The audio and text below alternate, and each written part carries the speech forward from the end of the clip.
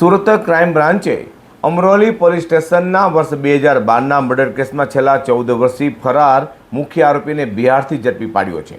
આરોપી પોતાની ધરપકડ ટાળવા માટે વિવિધ રાજ્યોમાં છુપાઈને રહેતો હતો।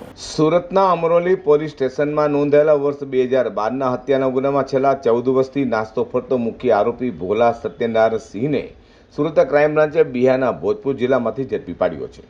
વાત એમ છે કે માહિતી મુજબ વર્ષ 2012માં ભોલા સિંહ તેનો સાથી મોહિતસિંહ સુરતમાં કામકાજ અર્થે આવ્યા હતા। પૈસાની લેવડ દેવડ અને ઘર ખર્ચ બાબતે થયેલા ઝઘડામાં ભોલાસિંહ અને અન્ય એક આરોપીએ મોહિતસિંહ પર હુમલો કર્યો હતો અને બાદમાં તેને કોસાડ મનપા આવાસના ટેરેસ પરથી નીચે ફેંકી દેતા તેનું મોત નીપજવા પામ્યું હતું। આ કેસમાં એક આરોપી અગાઉ ઝડપાઈ ગયો હતો, જ્યારે ભોલાસિંહ છેલ્લા 14 વર્ષથી પોતાની ધરપકડથી બચવા માટે અલગ અલગ રાજ્યોમાં છુપાઈને રહેતો હતો।